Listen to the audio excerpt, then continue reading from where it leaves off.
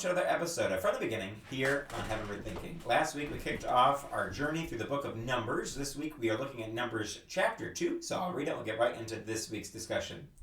The Lord said to Moses and Aaron, "The Israelites are to camp around the tent of meeting some distance from it, each of them under their standard and holding the banners of their family. On the east, toward the sunrise, the divisions of the camp of Judah are to encamp under their standard. The leader of the people of Judah is Nahashon, son of Amminadab. His division numbers 74,600. The tribe of Issachar will camp next to them. The leader of the people of Issachar is Nathanael, son of Zuar. His division numbers 54,400. The tribe of Zebulun will be next. The leader of the people of Zebulun is Eliab, son of Helon. His division numbers 57,400. All the men assigned to the camp of Judah, according to their divisions, number 186,400. They will set out first. On the south will be the divisions of the camp of Reuben under their standard. The leader of the people of Reuben is Elizur, son of Shadur. His division numbers 46,500. The tribe of Simeon will camp next to them. The leader of the people of Simeon is Shalumiel, son of Zurishaddai. His division numbers 59,300. The tribe of Gad will be next. The leader of the people of Gad is Elisaph, son of Duel. His division numbers 45,650. All the men assigned to the camp of Reuben, according to their divisions, number 151,450. They will set out second. Then the tent of meeting and the camp of the Levites will set out in the middle of the camps. They will set out in the same order as they encamp, each in their own place under their standard. On the west will be the divisions of the camp of Ephraim under their standard. The leader of the people of Ephraim is Elishama, son of Ammihud. His division numbers 40,500. The tribe of Manasseh will be next to them. The leader of the people of Manasseh is Gamaliel, son of Pedahzur. His division numbers 32,200. The tribe of Benjamin will be next. The leader of the people of Benjamin is Abidan, son of Gideoni. His division numbers 35,400. All the men assigned to the camp of Ephraim, according to their divisions, number 108,100. They will set out third. On the north will be the divisions of the camp of Dan under their standard. The leader of the people of Dan is Ahiezer, son of Ammishaddai. His division numbers 62,700. The tribe of Asher will camp next to them. The leader of the people of Asher is Pagiel, son of Akron. His division numbers 41,500. The tribe of Naphtali will be next. The leader of the people of Naphtali is Ahira, son of Enan. His division numbers 53,400. All the men assigned to the camp of Dan number 157,600. They will set out last under their standards. These are the Israelites, counted according to their families. All the men in the camps by their divisions number 603,550.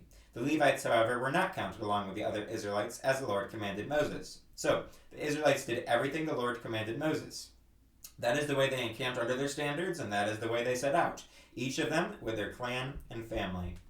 So just like last week, this is a chapter that we usually skim through or totally skip altogether because it's very difficult to pronounce these names, and it's something that doesn't seem to be super important for your and my daily life, and yet we saw last week that we could learn something about who God is, who He's called us to be, something from this story that we can apply to our daily lives. The same thing is evident in this chapter as well this week. First, we can see that the Lord gave a command to Moses and Aaron, and then the Israelites had to follow that command. They were tasked to do this, and they did everything. In verse 34, it says, they did everything the Lord commanded Moses. This is the way they encamped under their standards, and that is the way they set out, each of them with their clan and family. So when the Israelites are given a command here, they respond and do what God has called them to do. Imagine if when God gave you and I a command, if we actually carried it out without complaining, even if it was difficult. I'm sure this took time in the previous chapter to number all these people. Wasn't probably a very fun thing to do, and I'm sure this took time to make sure everybody was organized in just the right way to camp, just the right way to set out, and then just the right way to camp again when they got to the next place the Lord was leading them.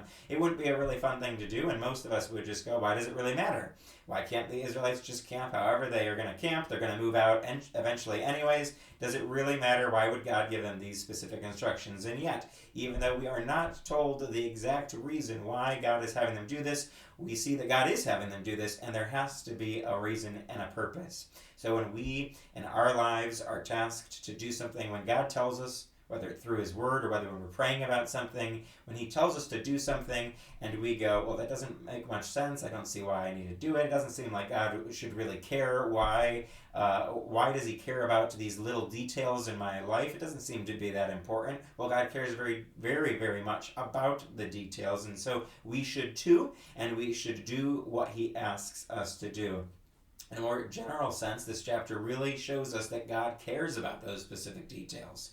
Again, like we talked about last week, if this was something man-made, this Bible that we believe in as Christians, if this was just something totally man-made, why would this be in it? And how would it be so accurate? And yet we see the accuracy. God cares about the little details, all the numbers here, all the names, all these little details of how God is having the Israelites camp and then set out and camp again. All these things matter to God. God is a God of order. He cares very much about order.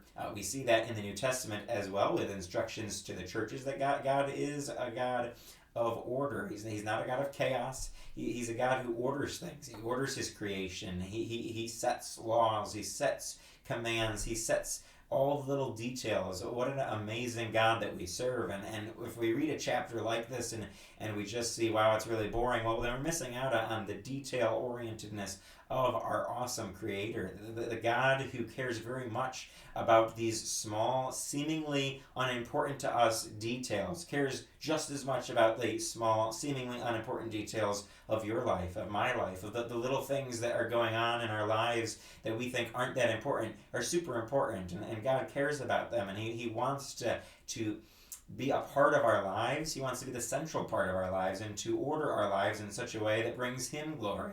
And he gives us lots of different ways that we as Christians can order our lives in that way to give him the glory. And so we can take a little concept of this chapter and see that God cares about order and that we should too, and then look at our own lives and see, am I giving God control? Am I surrendering the little details of my life to God? Am I paying attention to the little things that do matter to God that I maybe I'm just overlooking in my own life? Hopefully this week, after you read this and are challenged by this, hopefully you look at your own life and look at those small details. See, how can we surrender those details to God? How can we take time and be more intentional in the little moments of our lives and in the little things and even in the things that God asks us to do that we're like, why is that so super important? Even if we don't know the answer of why it's important, that we trust God, that we would follow his commands, that we do what he has commanded us to do, even if we don't perfectly understand it. And that's my challenge for you this week, and I hope you'll join us next time as we continue on our journey throughout the book of Numbers on another episode of From the Beginning here on Heavenward Thinking.